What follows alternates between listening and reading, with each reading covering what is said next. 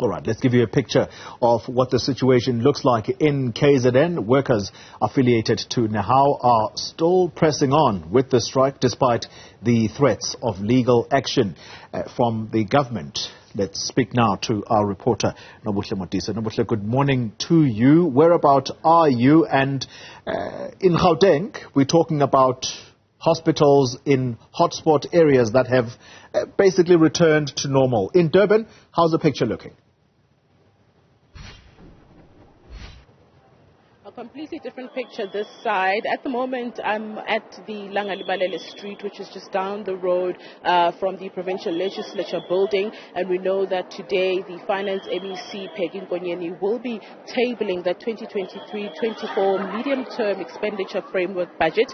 And the union says they are going to be interrupting those proceedings that started at about 9 a.m. And in terms of hospitals being back to normal, that isn't the case here in KwaZulu-Natal, because we know that on Wednesday, for example, Northdale Hospital as well as Grace Hospital, which is a specialist hospital, was one of those hospitals where there was a lot of commotion, a lot of violence, tires were burnt, entrances were blockaded, and this morning we also received reports that at Northdale it's still the same situation.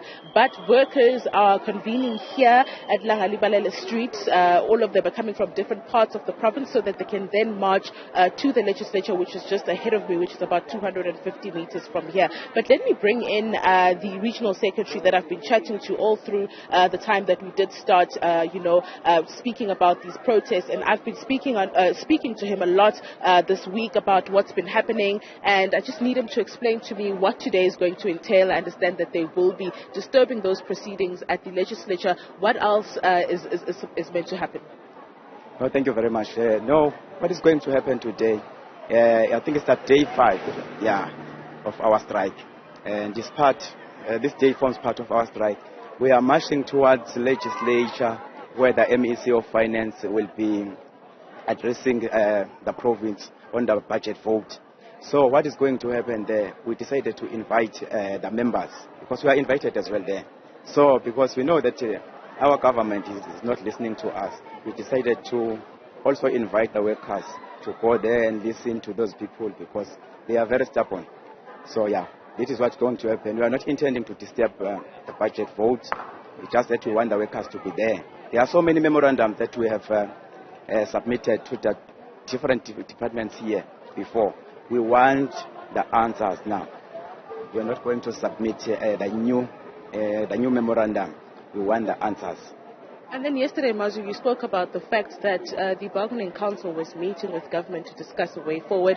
Any word on that? Because we did expect that coming out of that meeting, we would then know whether you've reached an agreement with government or what is going to happen. What's the process there? Yes, the meeting took place. And yes, parties, there were some agreements. But there were 2 meetings actually. There was one facilitation meeting in the PSCPC. And there was the meeting with the new minister. The first meeting, they say they don't have a mandate of the new minister. So they have to go to their principal and take a new mandate. But they are willing to negotiate.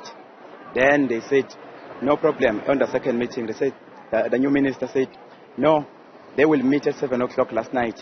And yes, they met.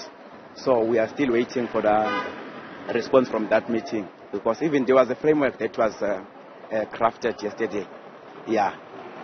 So you would expect that we wouldn't see this strike action in continuing today, but it sounds like there was a bit of light in that meeting yesterday. Why then are you continuing with disruptions, and why then are you going to that particular meeting at the legislature? We are not going to suspend the strike at the moment until they give us a proper response, because both parties agreed that there will be a new offer from the employer. We are still waiting for that offer. Yes, we are still waiting for that offer. As soon as we get that offer, then we can consider suspending the strike. And then, Mazu, just lastly, before I let you go, yesterday and all the while that I've been speaking to you, you've been speaking about rogue elements in terms of the violent protests that we're seeing, saying that it's sabotage. Some of the people that are violent and destroying property are not Nehawu members.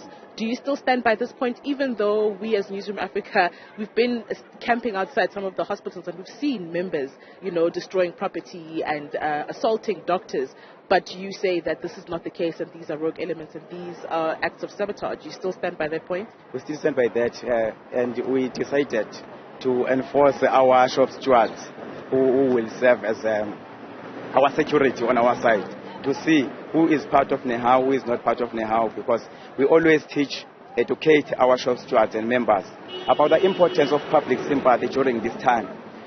So this is why we don't believe that it's our members. Even that's what happened yesterday in Edendale was very unfortunate, and we still stand by that point that they were not our members. They just joined the picket line and started assaulting people. And your stance on the no work, no pay stance by government? We were angered by that because we know very well, we know Section 64 of Labour Relations Act. We don't want to be reminded about no work, no pay. We know that it's part of industrial action. We are aware of that. We don't want to be intimidated. Those dirty tricks by the government is really, I don't want to say it's disgusting, but we really don't like that to be reminded, because we know about Section 64 of the strike lockouts, our right to strike, no work, no pay principle. Yeah, they must stop intimidating our members. All right, thank you very much. That is Mazin Kubani, who is the regional secretary here in the Harangwala region of Nehawu, and he's just saying that no work, no pay is basically intimidation, which is the same thing that he said yesterday when asked about his response to Dr. Joe Pahla's assertion that those who are found guilty of violating many of the codes, including those who are violent, they will lay criminal charges just outside of that disciplinary action. So he's saying that that is a form of intimidation from government. But like I said, what they're doing today is that they're going to be going to that meeting in legislature, which kicked off at about 9 a.m. And they are all, at the moment, I'm going to move out of shot so my colleague Lungelo Zungu can show you what's happening. They've just walked up the road where they will be meeting some other members and then walking back down and back to the legislature, which I did mention is about 250 meters from where we are standing right now. But we will give you updates as the day progresses. Back to you, Gordon. Thank you very much, Nobuhle Matise. Quite a comprehensive update there from KwaZulu-Natal.